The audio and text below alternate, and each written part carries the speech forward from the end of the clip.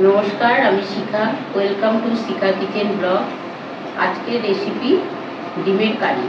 এবার ডিমের কারি বানানোর জন্য ডিম নিয়েছি, পেঁয়াজ কেটে নিয়েছি, আদা, রসুন, কাঁচা লঙ্কা, এটা মিক্সিতে পেস্ট করে নেব। আর মশলা নিয়ে হলুদ, ধনে গুঁড়ো, জিরে গুঁড়ো, শুকনো লঙ্কার গুঁড়ো, লবণ, টমেটো আর তেজপাতা। এবার প্রথমে আমি গ্যাসটা ধরিয়ে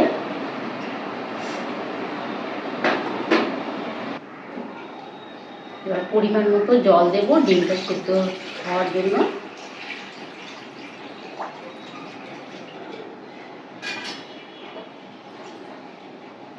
এবার ডিমগুলো দিয়ে দেবো সেদ্ধ হওয়ার জন্য।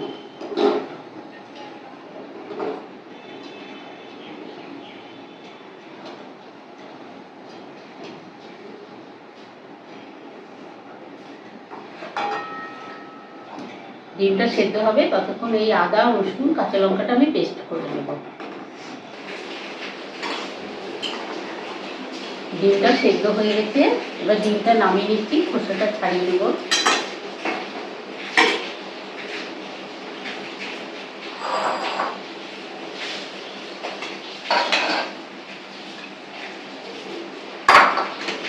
কড়াইয়ে তেল দিচ্ছি,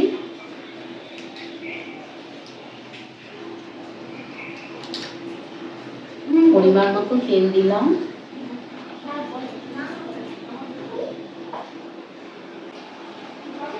তেলটা গরম হয়ে গেছে, এবার ডিমটা ভেজে নেব।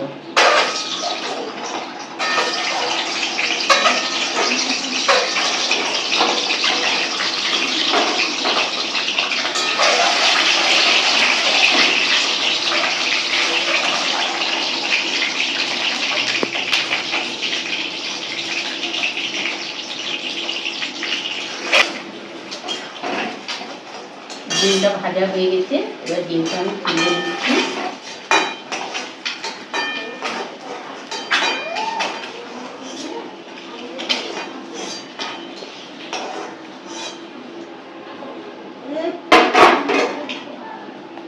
এবার এর মধ্যে একটা তেজপাতা দিলাম,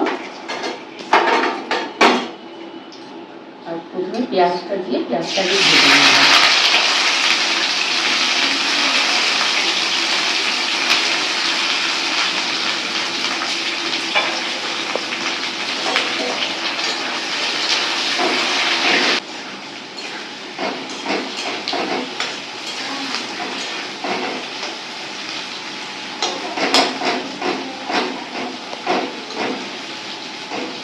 এবার এর মধ্যে মশলাগুলো আমি দিয়ে দেব।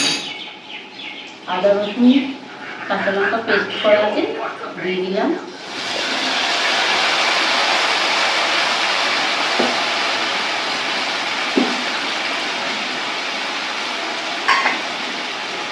আর হলুদ, লবণ, জিরে গুঁড়ো, ধনে গুঁড়ো, শুকনো লঙ্কা গুঁড়ো, সামান্য চিনি,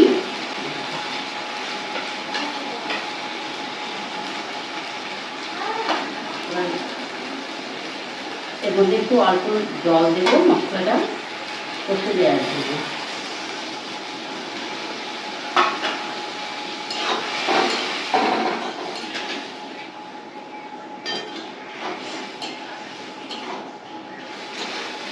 মশলাটা কষিয়ে নিয়েছি, এবার এর মধ্যে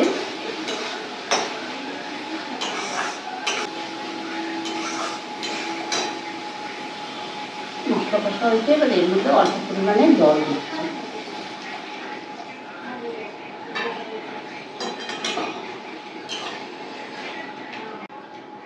ঝোলটা ফুটে গেছে, এবার এর মধ্যে ডিমগুলো দিয়ে দিচ্ছি।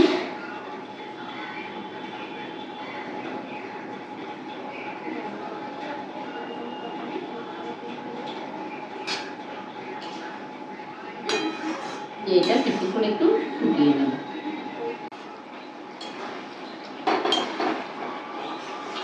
এবার এটা একটু ঝোলটা গাঢ় হয়ে এসেছে, এর মধ্যে সামান্য পরিমাণে একটু গরম মশলা দিচ্ছি।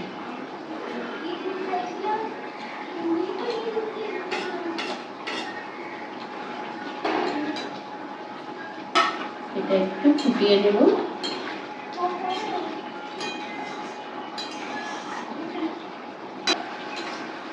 এবার ডিমের কারিটা বানানো হয়ে গেছে, গ্যাসটা অফ করে দিলাম।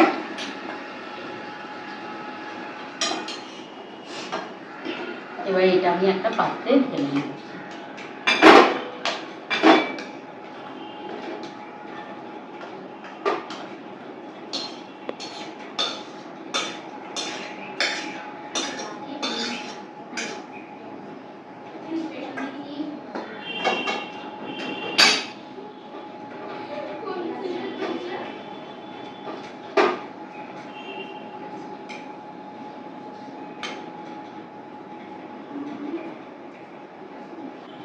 ডিমের কারি বানানো হয়ে গেছে।